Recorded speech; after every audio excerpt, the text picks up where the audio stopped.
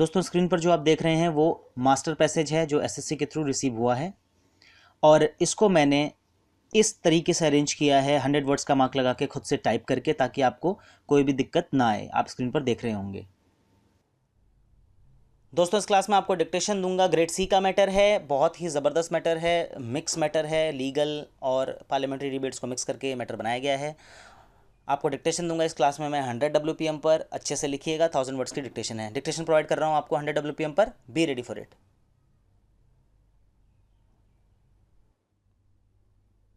Mr. Deputy Speaker, sir, we must find out the main reason why there were so many writ petitions and petitions for special leave to appeal to the Supreme Court. That was so because in most of these cases we had made the decision of that tribunal final. Now, under the Constitution, the Supreme Court has not the right to grant special leave of appeal. That is naturally untouched. Similarly, the High Courts have got the right of the power of issue writs. Of course, I cannot say that it is all without justification. Probably many of those courts thought that in a matter where the aggrieved party had no remedy whatsoever, they should rather have the right to look into that matter.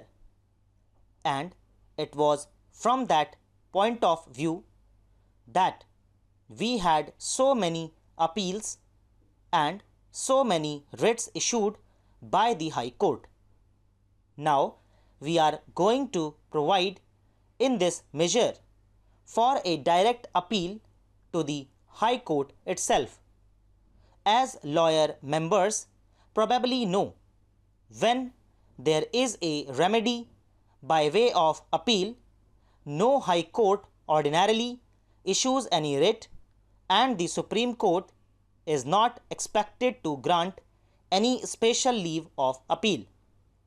It has therefore been found desirable to provide straightway for an appeal to the High Court by an aggrieved party.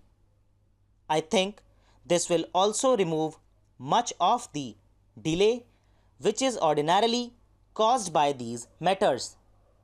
Sir, apart from that, the clause itself mentions that the tribunal shall decide the election petition within 6 months and that the High Court shall dispose it of within 3 months. I know that even if we impose such a restriction, it may not necessarily be so. But I am sure that unless there are any special reasons, etc., the tribunals will dispose of these matters within 6 months, and the High Courts also will give priority to matters like these and dispose of these matters within 6 months, and the High Courts also will give priority to matters like these and dispose them within 3 months.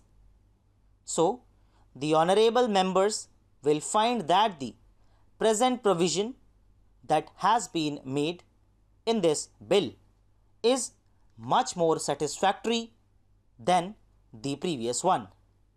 Sir, there are one or two other matters which were raised by previous speakers. I will briefly refer to them. Some thought we might make voting compulsory.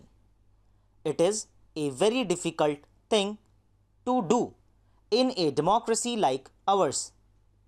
We have adult franchise and 40 crores of people are involved.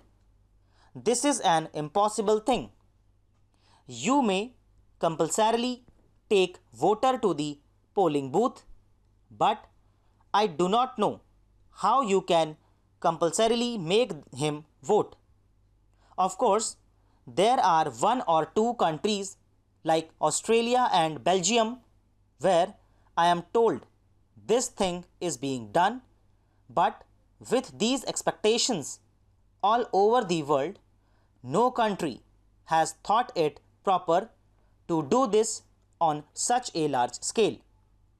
Therefore, it is not as if this power is given to some executive officer of the government. It is not correct to look at it from that point of view. As honorable members know, a man may be convicted or even sentenced to 2 years for offences which may not involve what is vaguely termed as moral turpitude.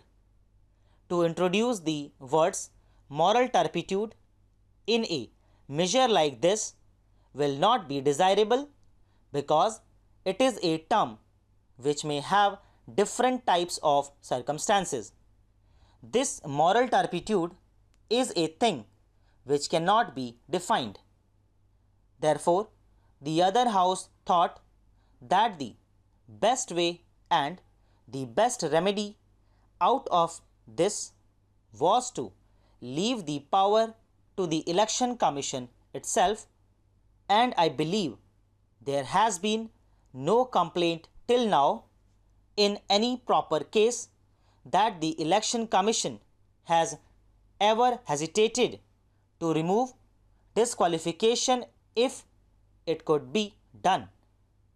I am sure that hereafter also there is no such danger so far as that independent authority is concerned. But to introduce the term moral turpitude in this measure, that very vague term has not been found. Sir, as the honorable members are aware, there was a little confusion with regard to the various categories of corrupt practices. For instance, there were major corrupt practices, there were minor corrupt practices, and there were illegal practices, and all of them had different effects under different circumstances. And even some of the lawyers found this matter rather a very intricate one. Therefore, in the present bill, only corrupt practices have been mentioned, and the distinction between major and minor corrupt practices has been taken away. Of course, so far as offences are concerned, there is that category of electoral offences, and that has been done not with a view to changing any particular effect with respect to the matters which are undesirable, but that has been done away with a view to making the whole thing far more simple and easily understandable. So, you will find that so far as the present bill is concerned, it has made the election law as simple as possible. Probably there has been some difference of opinion in the other house, and there might be some difference of opinion in this house as well with regard to the clause relating to disqualification, and particularly with regard to the disqualification incurred by a person who has been sentenced to imprisonment for 2 years and more.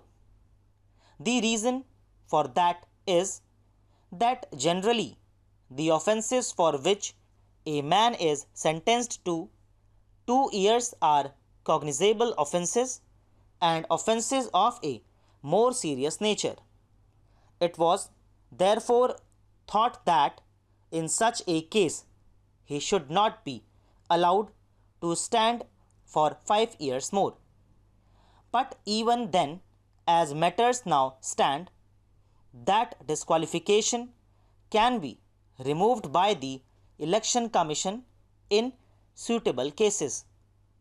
Now, as the honorable members are aware, the Election Commission is a special constitutional authority set up by us in order to ensure the free and fair elections which we want to have in the country. दोस्तों इसी के साथ ही dictation finish होती है। मुझे पूरी उम्मीद है आप लोगों ने इसे अच्छे से लिखा होगा। अब इसमें बहुत ही इंटरेस्टिंग बात जो है इस डिक्टेशन में वो आपने देखी होगी कि लीगल मैटर आपको ये लग रहा होगा। स्टार्टिंग के जो लगभग 400 वर्ड हैं वो बिल्कुल लीगल मैटर है, बिल्कुल एकदम बिल्कुल लीगल मैटर जिसे कहते हैं, लीगल जजमेंट जो होती है, और उस जैसे इसमें पूरे टर्म्स आए हुए हैं। उसके बाद इलेक्शन कमीशन के ऊपर बात की गई है जो कि एक पार्लियामेंट्री मैटर है, ठीक है। फिर लास्ट क्लास में फिर दोबारा से उसी तरीके से कुछ इसको किया गया है। बहुत ध्यान देने वाली बात यह है जो आपको मैं बताने वाला हूं कि जो बहुत सारे वर्ड्स इसमें आप देख रहे हैं, कॉग्निजेबल हो गया, टर्पिट्यूड हो गया, इंट्रिकेट हो गया, ये मॉरल टर्पिट्यूड और इंट्रिकेट जैसी ऐसी टर्म्स हैं जो एग्जैक्टली मैंने अभी शायद 10 दिन भी नहीं हुए उन मैटर्स को प्रोवाइड किए हुए, एडिटोरियल जो मैंने डिक्टेशंस में प्रोवाइड करता हूँ, एग्जैक्टली ये वर्ड्स उसमें आए हुए हैं।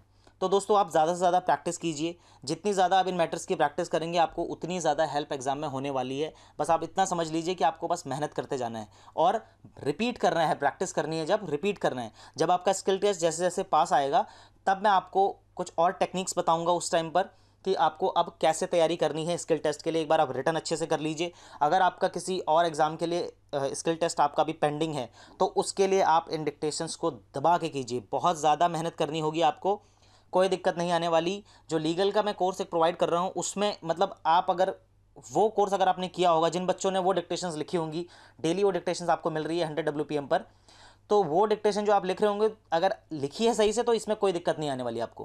क्योंकि अब देखिए अगर लीगल और पार्लियामेंट्री डिबेट्स दोनों को मिक्स करके अगर कोई मैटर आ जाता है इस तरीके का तो कितना ईजी आपके लिए हो जाएगा। तो आप बस मेहनत कीजिए। आपसे मुलाकात करूँगा अगली क्लास में अगली ट्रांसक्रिप्शन के साथ। तब तक के लिए बाय बाय, टेक केयर।